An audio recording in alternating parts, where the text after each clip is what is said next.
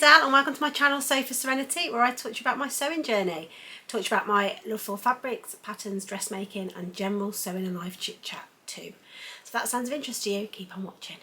Welcome back everybody who regularly views my content, and if you're new here, I hope you enjoy this vlog and consider subscribing. Welcome to February's magazine review, where I review 2 of the sewing magazines that I subscribe to on a regular basis, and they are Love Sewing and Simply Sewing magazine. So if that sounds of interest, keep on watching.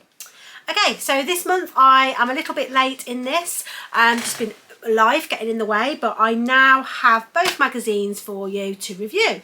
So without further ado, let's get going. So this month I'm going to talk to you about Simply Sewing first of all. Now, as you probably know, this tends to be my favourite magazine usually.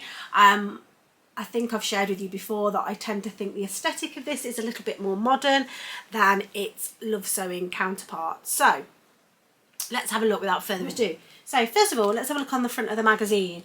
Really like the front of this magazine. I think straight away the dress that's on the front is my style, and I just think the modern layout is just really clear and simple. It's focusing on Easter makes, and it's got a nice little pinafore dress here which is quite modern, and then this lovely dress here which I really like. So what patterns do we get this month with Simply Sewing magazine? There's 3 patterns. You always get 3 patterns with Simply Sewing magazine. One is a toy pattern, which is this cute plush animal, well, Willow the rabbit it is, and it's made out of plush fabric and great for scraps. And I think it's really nice that it's Easter themed. 2 patterns this month are great ones. The first is the Tullia T, I hope I'm pronouncing that right, and that is by Sewing Patterns by Mason. So for those of you that are familiar with Sewing Patterns by Mason, her most famous pattern I would say would probably be the Sicily slip dress, which is absolutely amazing. I really enjoyed making this. It's a bias cut dress, and it's the first one I ever made. Well, first bias cut pattern I ever made, and I was really scared about it, but she really drafted that pattern really well. It's got some really lovely finishes in it. So that was the first pattern, and what I would say about this is obviously a pattern that is actually available to buy at the moment. It's £7.50 on the fold line, and what I really like about this is the interesting style lines that it has. So you can make it plain or you can do it with colour blocked. I think that's really interesting, and they've got some really good styling of this in the magazine, which I'll show you in a minute. It goes from an extra small to an extra large, which is in inches, a 33-inch bust up to a 45-inch bust, and hips 35 to 49. It's not the most size inclusive pattern ever, but it's quite oversized, so hopefully there would be enough room in there for people who don't quite fit into that size range. This is a pattern that I've had my eye on, so I'm really pleased that this has come in the magazine. So there's that one. And then the other one is called the Penny Dress, and this is from Make with Mandy. Now, I've never purchased anything from Make with Mandy, but I do like her aesthetic, and she does some really nice patterns. Now this again is available to buy on the fold line for £10.50. So already you've got the value in the patterns, especially for me when I love these types of patterns. This is very me, tiered dress, midi length, oversized. That's kind of my aesthetic. I like that, and I love how it's styled. I think how they've styled it with the pumps and the boots, brilliant, really like it. So let's go into the actual magazine itself. So I've talked about the front cover already. The main front of the magazine, the introduction, is all around Easter, focusing on that, and the first couple of pages are all just like the introductions, contents, that type of thing. And the first thing of interest that I really liked was this pin board, which is a bit like a notice board really, and the first page of this is talking about a company called the Zero Waste Design Collective, and they've launched an e-learning course all around zero waste design. So it's about shifting mindsets, and as you know, I've kind of made a zero waste dress and did enjoy it. However, probably wasn't for me that exact pattern, but they are offering this e-learning course to talk about sustainability, why it's important, myth busting, how to develop your zero waste design voice. And then there's a little, one of the things that caught my eye was a little mini profile with Crafty, the Crafty Pie, who is Brogan from the Sewing Bee. The little mini profile on there. And the other thing they talk about on the pinboard is the style that they're noticing at the moment. It's all about puff sleeves at the moment. So there's a lot of information about different patterns that have puff sleeves. The other thing that's really good about Simply Sewing magazine is they have a whole double spread all around competitions. And they're really good competitions.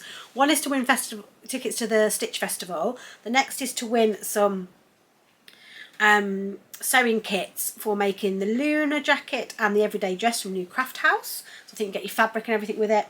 And then Tilly and the Buttons around a workshop. And they're all competitions that run until the end of March. So it's really, really good. And I always forget to enter these competitions, but really should. And then the next page is looking at the full spread of the first pattern, the penny dress by Make with Mandy, and it's just duplicating what was on the front of the pattern. Good thing about Simply Sewing magazine is they do their own artwork for the front of the pattern, and this is the penny dress, and it's got pockets, and it's just really, really lovely. I love it styled with these boots. I love it styled with trainers, and it really just makes me want to make it. I think that's a really good guide to whether they've got it right or not with me. And then the other thing that I really like about Simply Sewing magazine is they suggest different fabrics, and they also suggest how to style it, and just really nice ideas. Sometimes I struggle to think what I can style things with, and I think this is just really nice to give you ideas and where to buy these things from. So yeah, really, really interesting and great for inspiration. So I mentioned earlier about on the pinboard, it mentioned about puff sleeves and that trend, and it's following that on the next spread. So it's talking about patterns that have got big puff sleeves. Some of these I've seen before, some of them I haven't so much. This is really nice. I've seen this a few times, but the tie at the front's kind of put me off a little bit. And yeah, just a few different options that you might not have seen before. There's one for everybody there, really. Big, massive puff sleeves, and then quite small puff sleeves. So Simply Sewing magazine always have some pages around non-garment sewing, and these are all around Easter make. So you've got Easter bunting, I'm not actually sure what that is, a rainbow cushion, a little basket to do your Easter egg hunt with, some little bags, really cute. The pattern review this month is on the Narissa jacket, which is by Hand London, and it's really nice. This is one of the quilted jackets. So obviously quilted jackets are taking Instagram by storm in the sewing community, either quilting it yourself or buying quilted fabric. There's a few out there already. The Havea jacket, probably saying that wrong, by Megan Nelson. There's also the new Closet Core Crew pattern that's come out. And then this is the By Hand London example of it. And these, I really like these pattern reviews because they talk about the person who's reviewing what her style is, what fabric she's gone for. She actually went for a fabric godmother pre-quilted fabric. She actually puts how long it took her to make it. She's put 6 hours, which bit she liked best, what she'd do differently next time, sizing, any hacks that she did. And then yeah, other suggested coats as well. So it's a really good comprehensive pattern review. Then moving on to the next pattern, full spread on the Talia Tee by Sewing Patterns by Mason. I think I might have forgot to say it is a unisex pattern, which is really good. So obviously they're switching round wearing these, which is really interesting. And I love how they've used the stripes. So obviously cutting it differently, you get a different kind of effect. And great for using up scraps.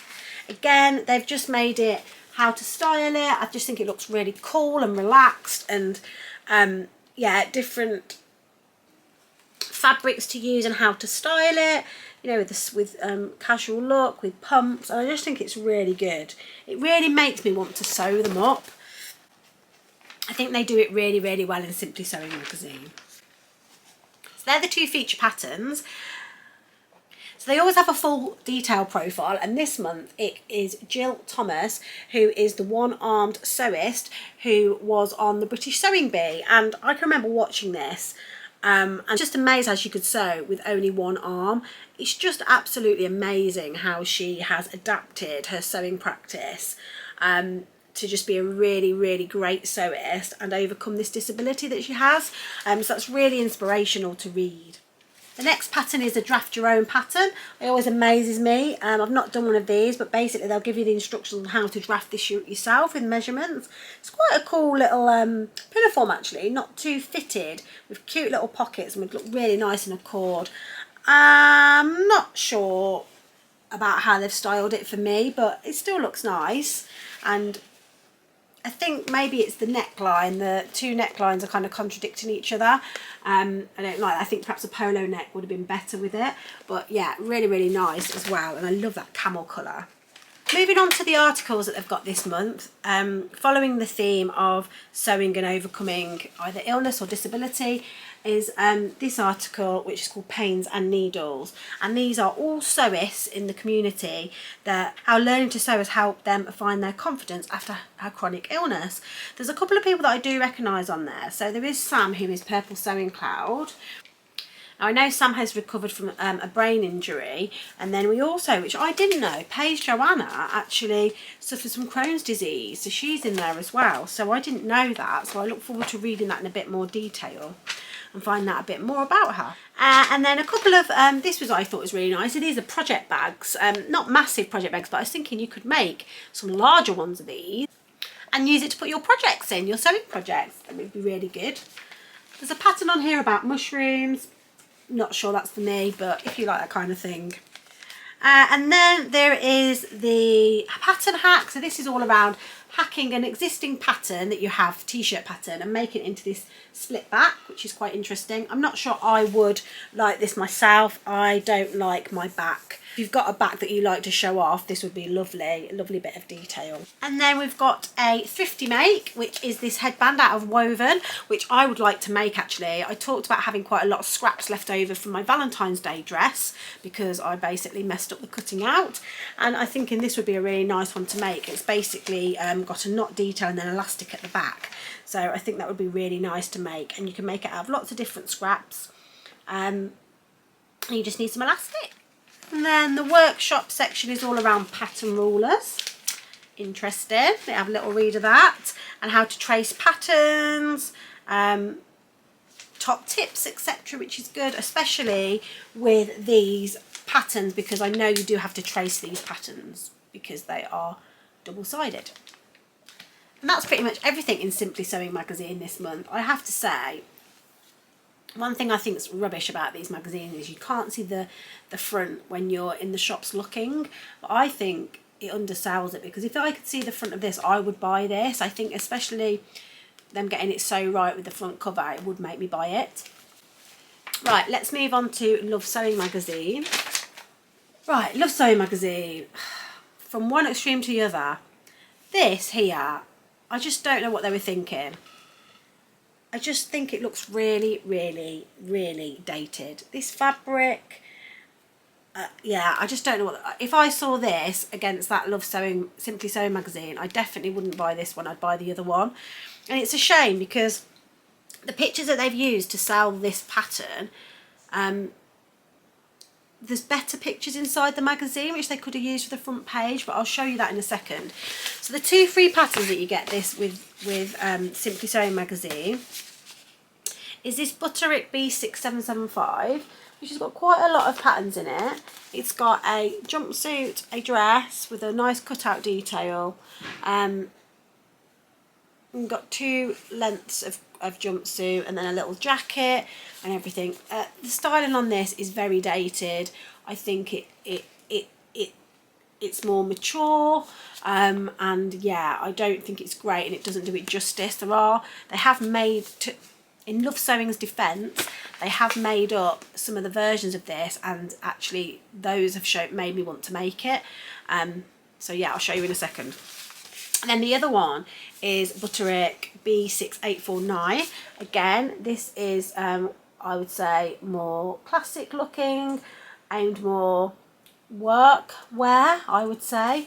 Again, I don't think these pictures do it justice. There's a View C, which is on the back, a long version, which they've made up in the magazine, which I think is stunning, and I really want to make it. I think they've chosen the right print. The styling looks really good, and there's two patterns now that if I'd seen those, I wouldn't have wanted to make, but because of how they've styled them and made them up in the magazine, really have sold it to me. So let's go and have a look. So as I said, not green on the front cover. I think it looks a bit old-fashioned. I wish they tried a bit harder with that. So normal type of thing on the front couple of pages. It's the pin board, which tells you about, you know, quick paragraphs about new things that have come out, things that they're liking. And one of the things that caught my eye was Restyle and Restitch for little ones. Now this is a book that is basically about dressing children in an eco-friendly way. So it's got 30 sewing projects for creating baby clothes from newborn to 2-year-olds, from old t-shirts, blouses, and just recycling your adult clothes that you're not wearing anymore into kids' clothes. And I thought, with So Frugal coming up, that is just a brilliant idea. And obviously Alice is over 2 now, so I won't be able to do it for her. But if I'd known about this before she got to 2, it probably would have been a book I would have looked at purchasing. Now the first couple of pages are all around introducing Know Me Patterns. Now Know Me Patterns is set up by Mimi G. Now she's designed that specifically for people, for makers in the sewing community. So this isn't her making these designs, this is people that she's seen on Instagram that have designed and drafted their own patterns, and she's seen them and approached them and collaborated with them and now launched these Know Me Patterns.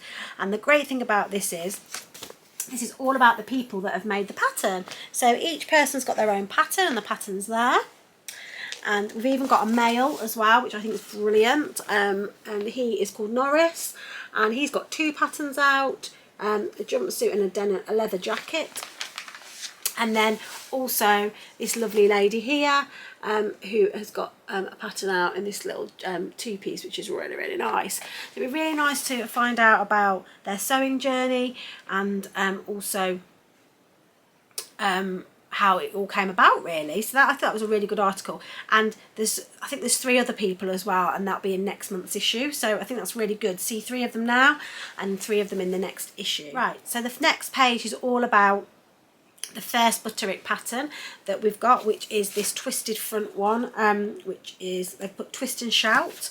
Now the first dress on here isn't really my cup of tea. It's a twist front dress. I'm not sure it's styled great. I'm not loving those beads at all. Yeah, okay for work, but yeah, it's not up my street. Now this is where they got me. This is the jumpsuit version, and oh my god, I just think it's stunning. It's got, you can't really see it because it's quite a busy print, but it's got the twist at the front, and then the pièce de la résistance is this back. How beautiful is that? Just think that's so stunning. And obviously that's in the dress. You can have that in the dress or the jumpsuit version. Now when I saw this, it has just made me want to make this. Make it in a light drapey rayon, viscose, for the summer, and I just think that is lovely. I love that high neckline. I think it's really flattering, and I just love that back. So yeah, I think that would have been, if they put that on the front cover, I think it would have been perfect. I love the little sandals that she's wearing with it. I just think they've got the styling really right on this one.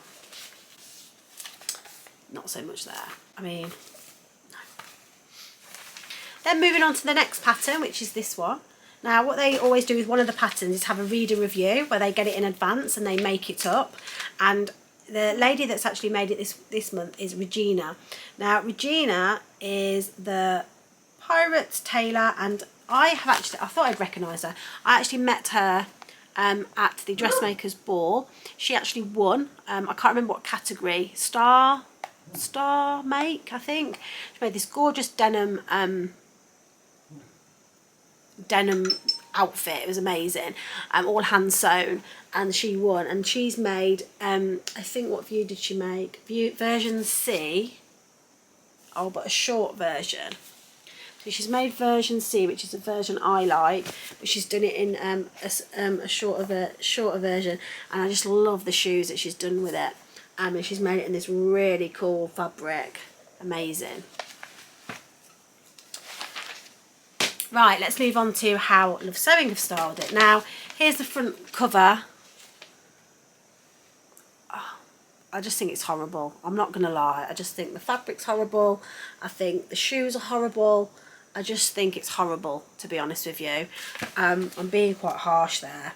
I don't really want to say much more about it. I don't like it. However, look at that one. That is beautiful. That fabric, that dress, I just think looks stunning. So that's made in a blue viscose. And I just think it'd be perfect for summer. A really lovely evening meal out. Oh yeah, just brilliant. And that's the back of it. I just love that slit up the back. I just think it's so flattering. And again, why didn't they use this as the main picture on the front? Now it is on the front. It is on the front page, but I don't know why they've led with that. It's just horrible. I don't like it. But yeah, I really, really like this non-collared version along. I think it'd be beautiful. And I would really like to make that. I think it'd look nice just in the black as well. Yeah, just really, really like it. I just think it's just shows you by using the right fabric, it can really kind of pull you in. Now, I definitely would not have bought this magazine if it wasn't sent to me. Based on this, based on the patterns. But now I've seen it inside, I will be keeping those patterns because I do actually want to make both of those outfits. And please don't be offended if you really like these things. This is just my personal aesthetic. I just don't like them for me. This isn't meant to offend anybody if you do really like them. But yeah, keen to know your thoughts. Okay. Love Sewing have a dressmaking dilemmas section, which is always a joy to read, or people who've written in saying, you know, problems that they have, and she tries to help you overcome them. Absolutely love this pattern.